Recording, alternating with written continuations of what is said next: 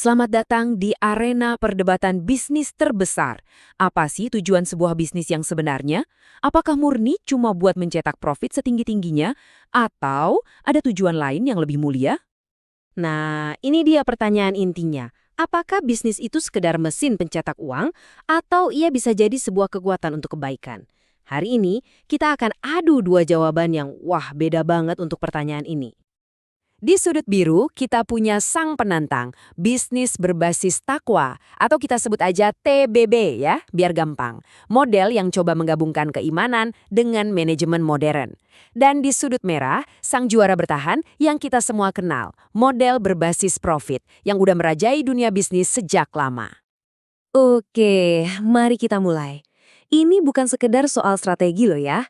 Ini adalah benturan dua filosofi besar, dua cara pandang tentang apa sih sebetulnya guna sebuah bisnis didirikan. Jadi, fondasi utama dari model TBB ini ya konsep takwa itu sendiri. Dan ini bukan cuma soal patuh sama aturan ABC, bukan. Ini adalah sebuah kesadaran yang mendalam bahwa setiap tindakan kita, termasuk dalam bisnis, itu ada konsekuensinya, bahkan sampai di akhirat nanti. Ini langsung mengubah total cara kita memandang apa itu sukses. Nah, disinilah permainannya jadi beda total. Coba deh, kita lupain sejenak soal ROI atau laba bersih. Di dunia TBB, papan skornya itu beda. Yang diincar itu falah, artinya sukses di dunia dan di akhirat. Terus ada barokah atau keberkahan. Intinya, ini soal memegang amanah dengan benar dan punya niyah atau niat yang lurus dari awal. Oke, ronde pertama dimulai. Kita langsung hajar ke pertanyaan paling fundamental.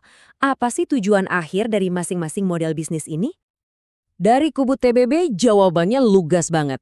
Profit, ya penting lah, penting banget malah. Tapi, profit itu bukan tujuan akhir.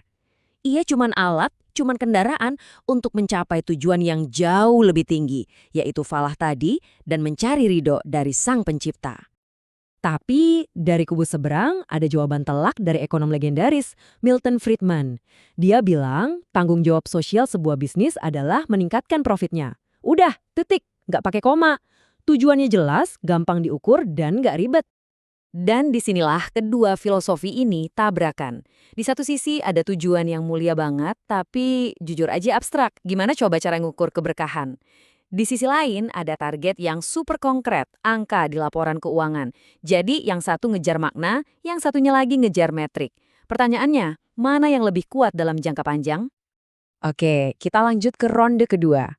Sekarang kita bedah soal etika dan tanggung jawab. Dari mana sih datangnya kompas moral di masing-masing model ini? Jadi, poin kuncinya begini. TBB itu mengandalkan kompas dari dalam diri. Kesadaran bahwa kita tuh selalu diawasi oleh Tuhan, konsepnya disebut murakabah. Nah, ini menjadikan etika bukan lagi soal biar nggak ketahuan, tapi jadi bagian dari ibadah. Beda banget sama model profit yang lebih mengandalkan pagar dari luar, kayak hukum dan regulasi, untuk menjaga kepatuhan. Pertanyaan ini nih yang sering bikin pusing banyak CEO. Sebuah perusahaan itu sebetulnya bertanggung jawab ke siapa sih?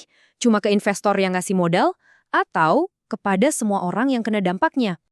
Menurut TBB, tanggung jawab itu ya ke semua pihak. Karyawan, pelanggan, masyarakat, bahkan lingkungan. Karena itu semua bagian dari amanah. Tapi, kubu profit punya argumen balik yang kuat juga. Mereka bilang, tunggu dulu. Kalau kita coba bikin semua orang senang, nanti malah nggak ada yang senang. Fokus saja ke pemegang saham, biar akuntabilitasnya jelas. Biar bisnisnya nggak oleng. Sekarang kita masuk ronde penentuan. Ronde ketiga, ujian realitas. Cukup teorinya, sekarang kita lihat di dunia nyata. Gimana performa kedua model ini saat dihadapkan dengan kenyataan? Para pendukung TBB seringkali ngajak kita mundur jauh ke belakang, ke sejarah peradaban Andalusia. Bayangin loh, selama 800 tahun, sebuah masyarakat bisa makmur, maju ilmunya, sejahtera ekonominya, dan semua itu dibangun di atas prinsip keadilan dan takwa. Ini jadi bukti katanya, kalau model ini punya potensi keberlanjutan jangka panjang. Nggak usah jauh-jauh ke masa lalu. Di zaman modern, kita bisa lihat contohnya di Indonesia sendiri. Ada Paragon Corp. Raksasa kosmetik ini suksesnya luar biasa, dan foundernya sering banget bilang kalau pertumbuhan mereka itu ya karena penerapan nilai-nilai takwa. Ini jadi bukti nyata kalau model ini bukan cuma dongeng, tapi beneran bisa bersaing di pasar yang ketat. Tapi, tunggu dulu. Kubu Profit langsung melempar pertanyaan tajam. Apakah contoh-contoh tadi itu cuma kebetulan, cuma kasus-kasus spesial? Dan yang paling penting, emangnya model seperti ini benar-benar bisa diskalakan? Nah, para kritikus langsung menunjuk beberapa potensi kelemahan fatalnya. Pertama, soal skala. Oke lah mungkin bisa jalan di satu perusahaan. Tapi gimana kalau di perusahaan multinasional raksasa yang listing di bursa saham? Kedua, ada risiko takwa washing. Tahu kan, cuma pakai embel-embel iman buat marketing padahal dalamnya biasa aja. Dan terakhir, fakta sejarah, Andalusia pun akhirnya runtuh. Jadi, seberapa tangguh sebetulnya model ini di tengah gempuran pasar modern yang brutal? Oke, setelah 3 ronde yang panas, mari kita coba tarik kesimpulan. Di mana kedua model ini bisa bertemu? Dan di mana ada jurang yang sepertinya tidak mungkin bisa dijembatani? Nah, ini bagian yang paling menarik. Walaupun kelihatannya saling serang, ternyata kedua kubu ini mulai sepakat di satu titik, yaitu bisnis di era modern itu butuh yang namanya purpose atau tujuan, sesuatu yang lebih besar dari sekedar cari uang. Tapi, disinilah letak perbedaan yang paling fundamental, yang kayaknya nggak bisa dinegosiasikan. Fondasi TBB itu teosentris, berpusat pada Tuhan. Aturan main dan pertanggungjawaban utamanya itu vertikal, ke atas. Beda banget sama model purpose-driven lain yang antroposentris, yang pusatnya adalah manusia, akal manusia, dan kesepakatan sosial.